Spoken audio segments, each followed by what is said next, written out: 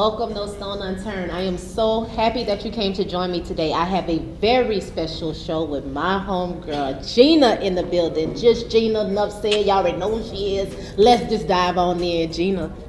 What's up, y'all? I'm Jeania. Today I'm Jeania, just Jeania. Now, Jeania too Gutta, but I wear many hats, and today I want to wear my hats. That's what I'm talking about. I am so happy to have you on No Stone Unturned. I feel like I've known you forever because we all know your music, you know. Yeah. But to just get to be able to have you tangible, I'm so happy that you're here. I'm happy to be here. Please, Jeania, let the people know a little bit about you who don't know about you. If they was living under a rock, or maybe they're not from the city, but let the people know who you are. Well, I'm Jeania. Some people call me Miss Beam Beam Bam Bam. I did make a classic. Yes, you and did. It's still standing. It's standing on business still. Today. Yes, to this day. And not only am I Jeania too Gutta, but I am a nurse. I am an alchemist. Yes. Yes. I am an energy person. I'm an energy healer. I'm all that. Wow. Come on, just a superwoman. I love it. I like that, So yeah. I like how you even started it off. You said you made this clash, you made this smash hit, you made a song that still lives today.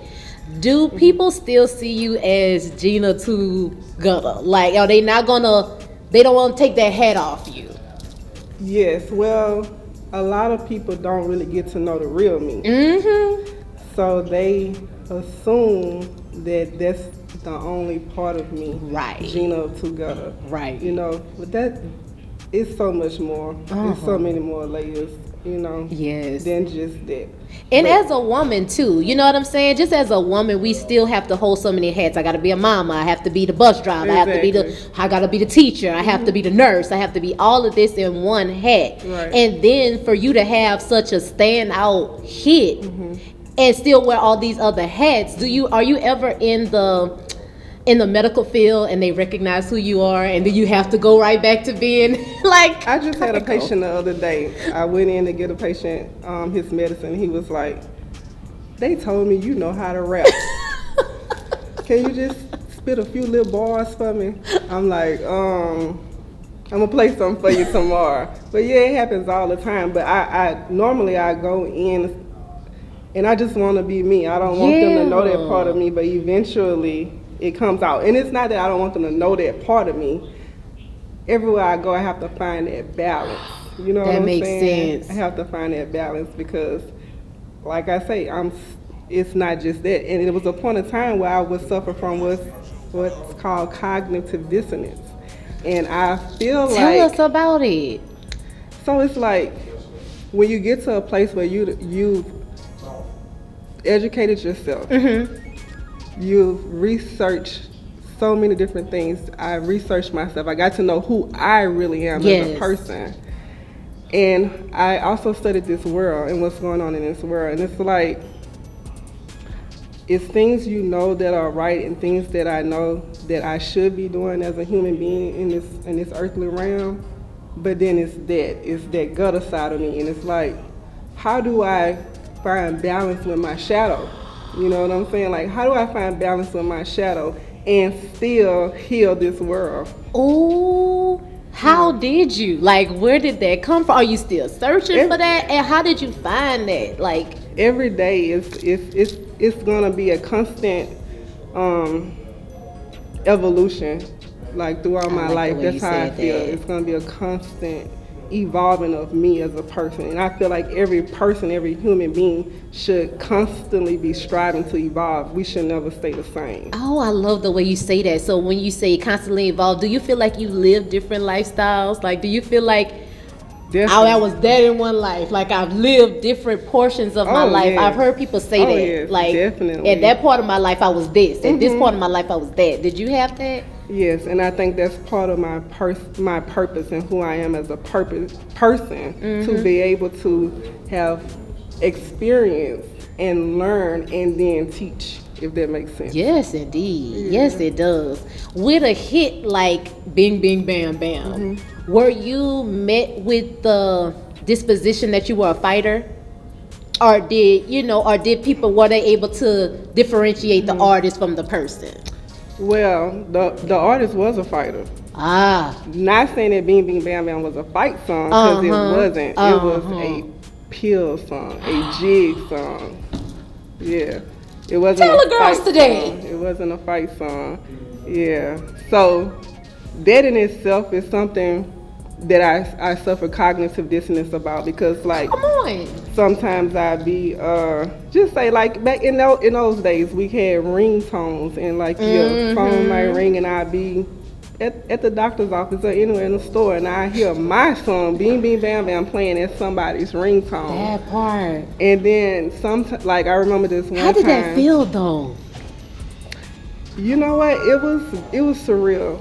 It was very surreal. It was like, for me, I never thought anything was too big for me. Like I always had this something great is supposed to happen to me since I was a child. Now my environment was, girl, you tripping. My environment was, girl, you can't be an astronaut, you tripping. Like whatever it was, like I always thought big and felt big and expected big. You know what I'm saying? And it wasn't until the world got to me that made me feel like, well, maybe that isn't possible for me. You know, and I had to deal with that. Get other people's thoughts and other people's doubts out of my head. That I can see how that would be a challenge. One, because when you popped out, that was a hit. You know what I'm saying? That wasn't a... You heard it everywhere. What? So to have that type of confidence, I can see where that could come because... But let me ask this question. Was Bing Bing Bam Bam your first taste of it? Or had you been doing music long before then, and then here come this hit and then it go? Or was it spot on? It was like my third actual full song. Like I had been writing poems and everything since like elementary school, and I used to want to sing and think I could sing, and come on, Jeania. and it wasn't so, but I that's what I wanted to do because I wanted people's attention. I want you to listen to me. So I went around singing everywhere, and it was this one day my brother, he was like, you know, he tired of this shit. Like, I'm tired of you singing. You cannot sing. And he recorded me. And he let me hear myself. And I was like, damn. You know what? I can't sing.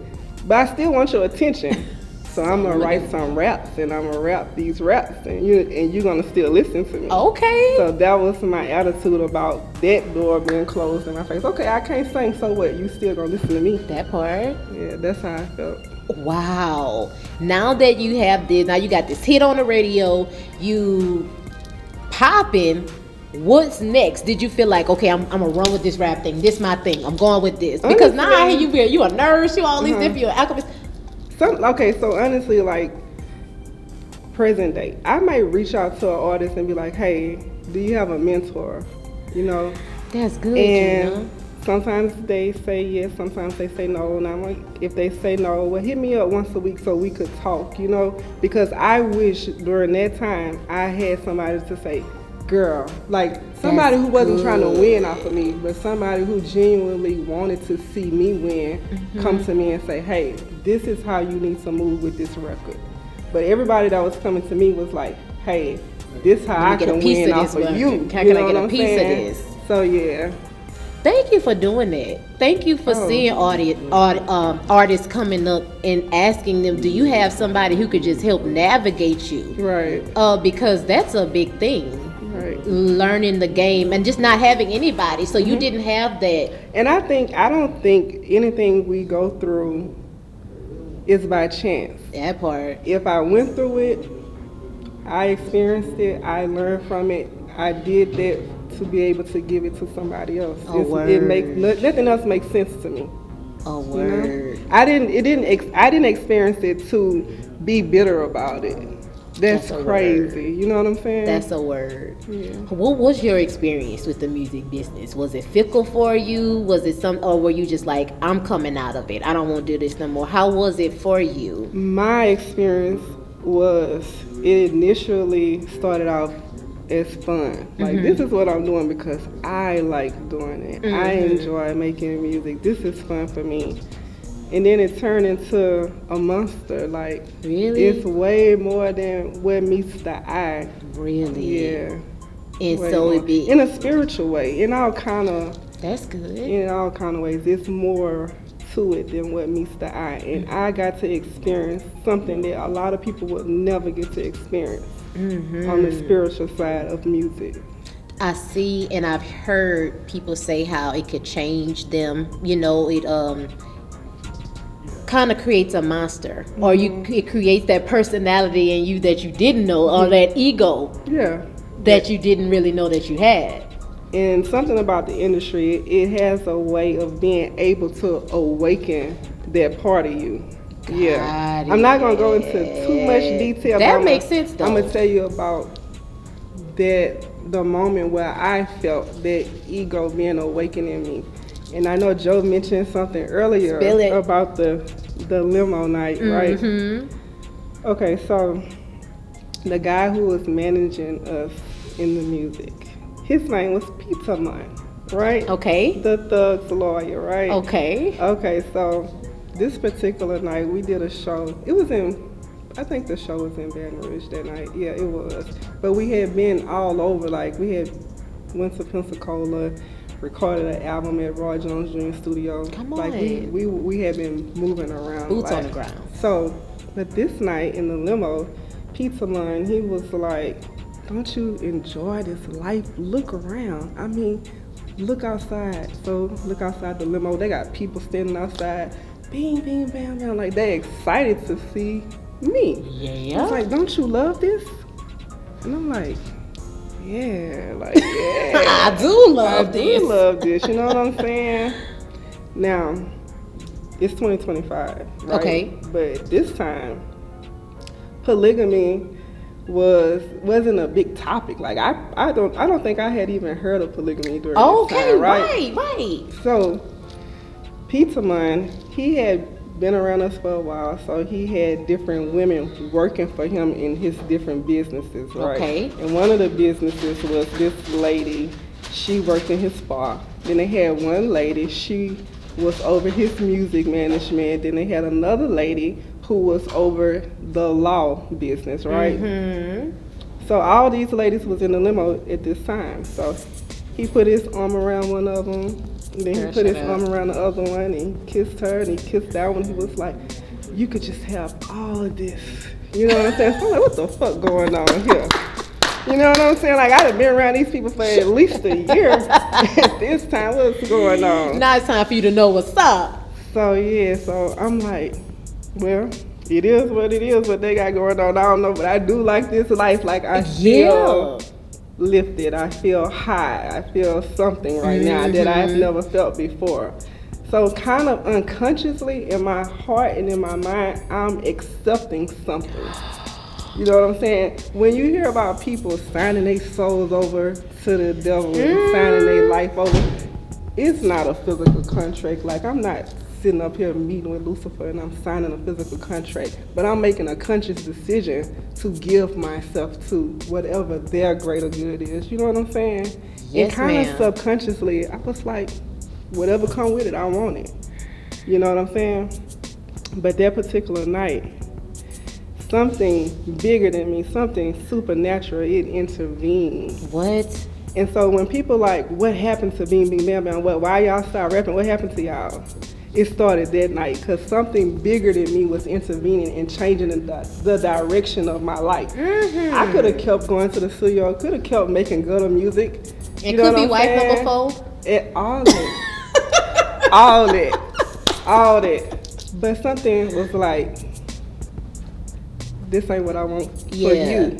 Yeah. Something else navigating you. Right. That was higher than you. Right. And I love the way that you told that story, because what is true though is that we can see something for ourselves that we want, and you can say, you know, I'll never do that. Oh, I'll never do that. But when that opportunity is presented to you, do you really know? Right. You know, how far would you go for your dream? And that's one thing I learned, to never say never, because you really don't know.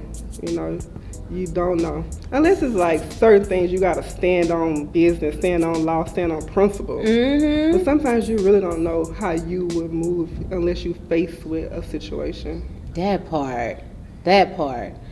Now that you have explored the world of music, now you've taken on these other hats. Is it because you no longer like the music business, or I just felt like something else I want to do, or something else calling you? What made you branch out?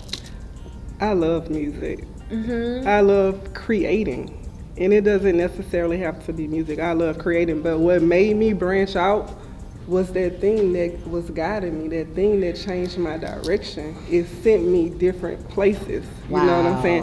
I have studied like every major religion, some in their entirety, but at least gain knowledge of, certain things that wouldn't have happened had I stayed on that same path, Yes, ma'am. And there's so many lives that I have impacted just because that voice, that thing intervened.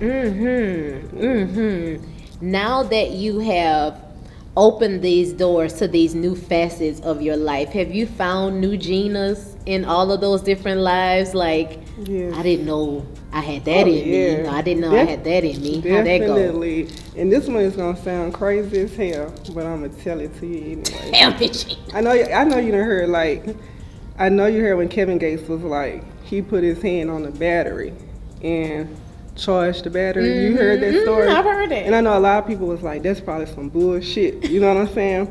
But what I experienced was beyond a battery. Tell me. So, like I said, I'm a nurse, right? And I had this patient that was a hospice patient. And it's a hospice patient, if they cold, meaning if their heart stops beating, we're not going to try to perform CPR. What we're going to do is call the hospice nurse, who's going to come in and call your time of death, call your family, call the funeral home. Yes. And take you away, right? That's right. Well, I'm the nurse on this hall. I call the hospice nurse so she can come out. And she called the family. So all the family for this particular patient came and was standing around her room, around her bed, while she transitioned. Yeah. So for whatever reason, I'm standing in there, I'm comforting the family, but I touched the patient in the middle of her chest. Gina, don't start. This woman came back. She jumped. I'm talking about whatever, like her soul, whatever it did, fell back in her body. I don't know, but she came back and she looked at me and she was pissed as fuck. Like, what did you do? Now her husband, he followed me down the hall and he was like, I don't know what that was, but I want to thank you. Now she lived for about another 30 days. Okay. But she hated me the whole time. And she accused me for messing with her husband. She was tripping. She came back a whole totally different person. I don't know. You know what I'm saying? But that alone was crazy as hell. You know what I'm saying? But her husband, every time I used to give him like things for her, every time I would give it to him, we'd shock each other. Every single time, to the point where I got on ChatGPT like, why is this happening? You know what I'm saying? But to put the icing on the cake, when I touched his wife after she was gone on to glory and she came back, I was just like, you knew you had something. Things are not as they seem. They are not as they seem. In experiencing these different lives and experiences these different miraculous things, because you've been a successful rap artist, you've been a successful nurse, how has that impacted the way that you see for the next life? What's the next thing for Gina? I bet you feel like, everything I touch turned to gold. That's a great question. And I'm not saying everything I touch turned to gold. It feels like it. But that is a great question, because that's a question I ask myself, like, what is next for me? Like, what is next? And I don't want to make that decision. Like, I want to leave it up to that thing that is guiding me. Okay, so being an alchemist, I've heard of it. I don't really know a lot about it, but I'm glad that you expound on it. It's like the transfer of energies, right? Right. And so, say for instance, if I am depressed, and I've been in this depression for a while, would I use an alchemist to like transfer my energy? How would that work? Yeah, you can use an alchemist, but your best bet is to be your own alchemist. To understand how to transform and transmute your own energy. There was this Japanese alchemist, right? So he set out to find an elixir for immortality. He was trying to create a potion for eternal life, right? But guess what happened? What happened? So he mixed up like about 3 elements. I think it was saltpeter, sulfur, and charcoal. Okay. And guess what he created? Wait. Gunpowder. He is the one that's credited for creating gunpowder. So setting out to create something, an elixir for immortality, actually has killed so many people on our planet. You know what I'm saying? So you have to be careful when you are transmutating energy, because you can have an intention for one thing and actually create something different. Yes. You know what I'm saying? Yes. So the best thing to do is to learn how to transform the energy myself. Recognize my energy and then change it. Exactly. Yes. I like that. I like that. When people ask for it, if they inquire about an alchemist, and what are they really looking for? Are they looking for somebody to change their mood, or are they looking for somebody to kind of like give them a little pep in their step? What are they looking for? The world we live in, everybody is looking for a savior. Whether it's a pimp, whether it's Jesus Christ, whether it's your mom, your dad, we all looking to be saved. But who better to become that than yourself, to understand yourself, to know yourself, to become your own savior, to become your own alchemist, to transmute your own pain into love, into beauty. You know what I'm saying? Yes. So it was a time where I had started doing my research and getting into like crystals. Yes, I've seen people do that, like in the sages and things like that. Crystals, sage, whatever. And my studies went a little deeper. It went from surface level to me reading and trying to understand placebo. Yes. Because anything could be a placebo. Anything can give you that faith, the power, the belief that you need. You know what I'm saying? So for me, when I was into crystals and I started realizing it's not this amethyst that's keeping this negative energy away from me. It's not this rose quartz that's bringing love into my life. Yeah. It's me. It's my thoughts. It's my belief. All things are possible to him that believe. That part?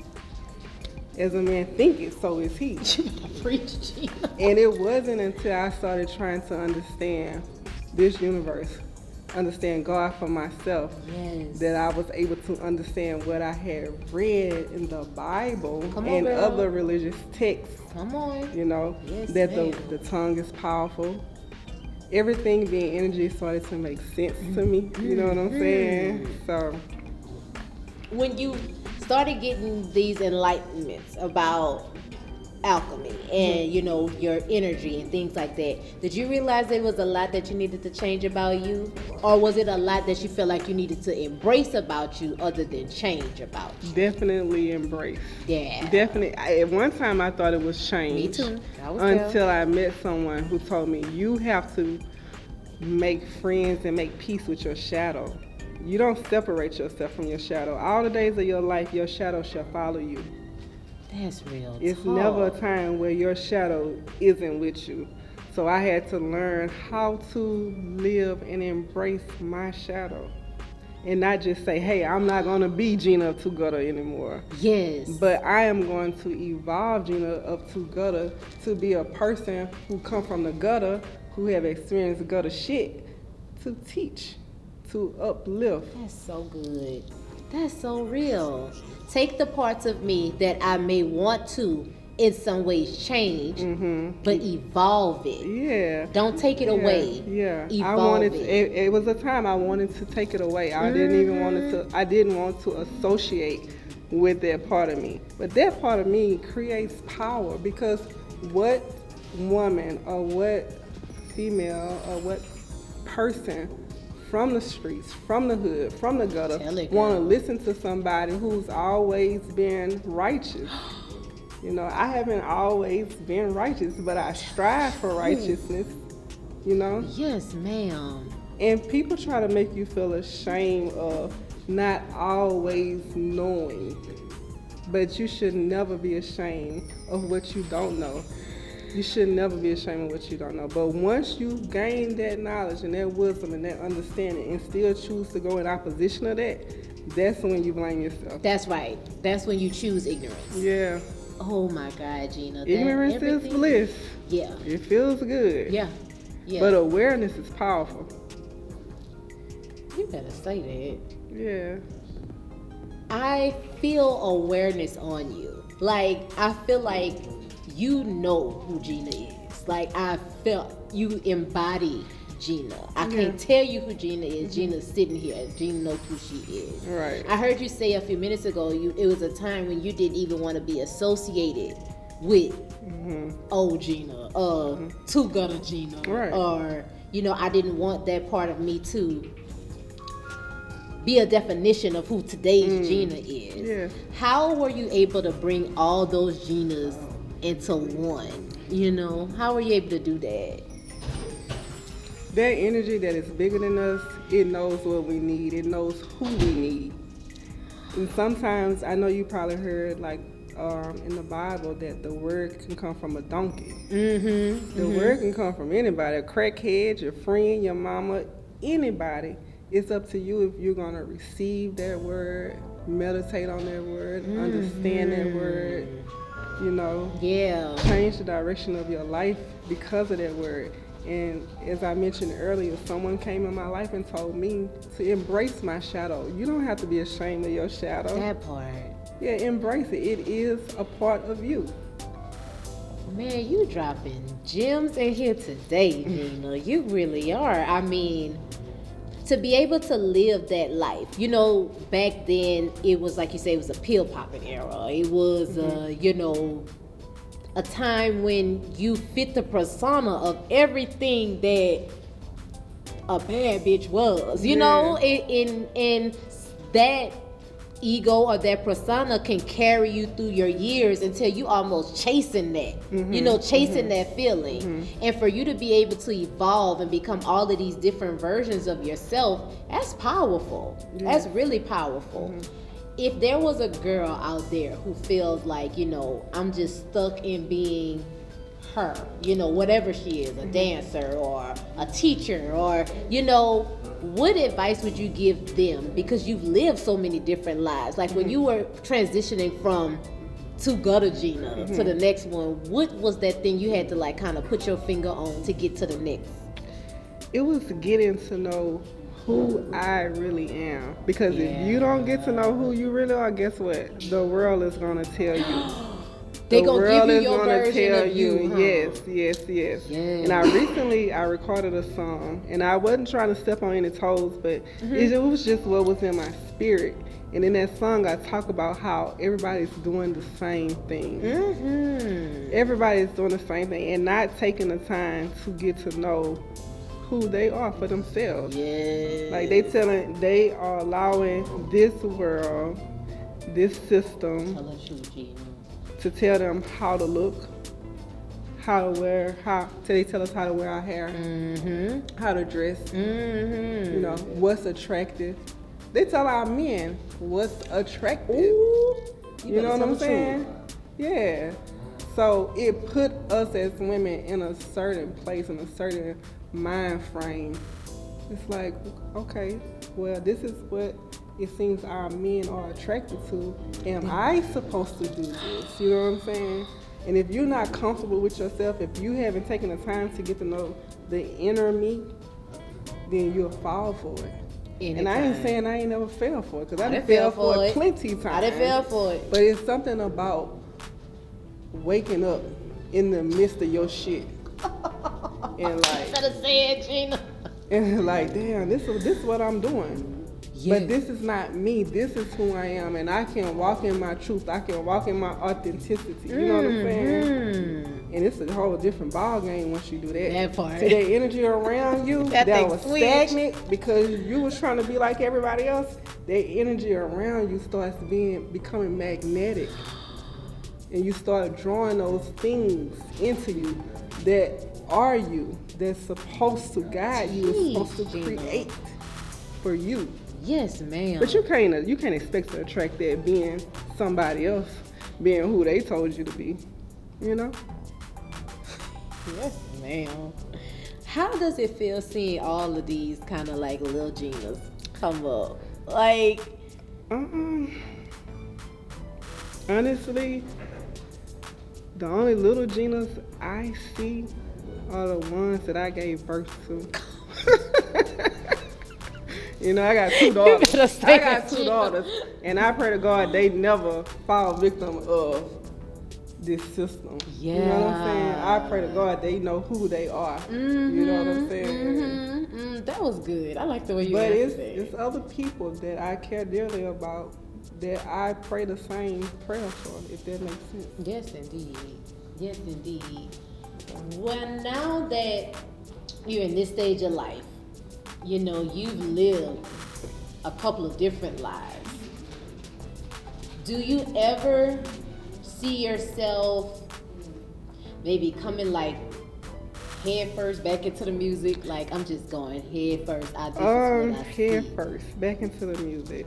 So when I started, we miss you out here, Jeania. When I came back outside, just coming outside and doing interviews or doing my podcast, The Chatter Bar. Yeah. That kind of opened my mind up to, maybe I should do what I love to do, and that's creating music. But like I say, it's always that balance, and it's always me trying to figure out, because it's a type of music that the world wants. And it's the type of music that my city wants, or my state wants, my region wants. You know what we want. But it's also all this information that I've learned over the years. So it's like, I want to give y'all this, but this is what y'all want. So what do I do? You know, sometimes that's what I deal with. I never thought about that. Yeah. I'm so glad you said that. That's a big thing. Because of course, me asking for Jeania to come back, I want something like bing, bing, bam, bam. You know what I'm saying? Yeah. So for me asking you, so you coming back, wow, that is a challenge of what I actually have to offer versus what the people want from me. Yes. Wow. Now that you say that, Jeania, I could see a lot of that in Baton Rouge rap and Louisiana rap alone, because they know what we like. Right. We like jiggle music. Yeah. Especially with us that started, us original jiggle-lately. Come on, that was... We done live life, and if we survive that era, then we got stories, we got wisdom, we got grace, we got mercy. But what do we give? Do we give y'all that, or do we turn y'all up? You know what I'm saying? Or give us the knowledge and wisdom and understanding that y'all have now. So me coming back outside, period, it was strategic. It was all because, this was a platform that I created. This was a classic that I created. So if I come back outside, maybe I can get y'all attention, and maybe I can teach y'all some of the shit that the universe can put into me. That part. You know? Oh my God, I love and that's the real reason. And has it been easy? No. Mm-hmm. Because once you come back outside, it's all type of energies. It's all type of forces that's pulling you where you don't want to go. How long were you inside? I was inside. Yeah. We ain't gonna even go there, because if I go there, that's gonna be telling my age and everything, you know what I'm saying? But I was inside for a minute. It's like, come inside and peek at my head back outside. It's like, you know what I'm saying? Right. But it was a minute. I like the way you present. Thank you. You know, it's like you have a story.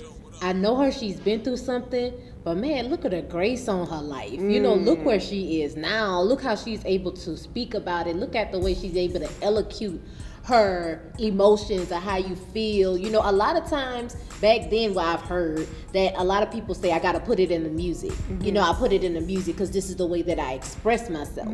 But the way you're able to really articulate everything you've been through, it shows that it's experience that comes with the lifestyle. Right. Now that you're here, and to me, Baton Rouge royalty, you know, you've made a sound for us that transcends beyond Baton Rouge. I want to say what's next for Jeania, but honestly, like, I mean, it's like the ball's in your court. It's like, what is it that you want to even tackle next? Honestly, if I'm to be honest with you, it's creating an atmosphere that others are able to become aware and evolve. If I can do that, then I know that I am walking in my purpose, and I'm not just being a selfish artist, or I'm not just being a selfish alchemist. I am doing what that voice that I've been speaking of has been calling and urging and creating me to do. Man, Jeania, I'm so happy that you came to No Stone Unturned. I am happy that I came. Because normally I'm just telling the Jeania to Gutta side, but it's so much more, and I think the world needs to know. The world needs to know a lot. The world needs to know about the ether around us, and that's something that's kind of taboo. Like, we don't know what is the ether. You know, and what is the ether? Yes. I'm not gonna go into detail today about the ether, but whoever is watching, do your research. Find out about this invisible ocean of thoughts, of wisdom, of knowledge that you are available to tap in 24 hours a day. It's available to you to tap in, to learn, to gain, to evolve. And to change your own mood. Like, not relying on anybody else to do that for you. That was powerful enough for me to want to tap into it. To be able to navigate my own mood, my own thoughts without feeling like I need to go to therapy. Exactly. Or feeling like I need to go to go. And guess what? Nothing is wrong with going to therapy. Please tell the people. Nothing is wrong with going to therapy, because all those emotions that we bottle up, all that energy we bottle up, it's stagnant. It's here. It needs to be released. It needs to go somewhere. You know what I'm saying? And maybe you're not strong enough to do it by yourself. Maybe you need somebody to talk to release with, you know? Absolutely. There's nothing wrong with therapy. What's the last word that you would want to leave the people on No Stone Unturned? Because you just dropped so many gems today. I mean, like, what would be that lasting thing that you would tell us? If I had one thing to tell the world, it would be simply to get to know who you are for yourself. Don't let the world tell you who you are. Get to know who you are. You might not like to wake up early in the morning and sing and praise. You might like to praise at night. It's that simple. You know what I'm saying? But don't let the world tell you how to move. Figure out who you are and move accordingly. Everybody, No Stone Unturned. Please give it up for the one and only Jeania, baby. I enjoy. Thank you for having me. Thank you for coming. Bless the stage and giving us everything that Jeania has to offer. I'm so happy that I was able to explore more than Jeania of Gutta, because you have so many different places to be. And thank you for coming. Thank you. Guys, until next time, thank you for watching No Stone Unturned. You know where to find us on all our various streaming platforms, and we'll be with you next time. Bye.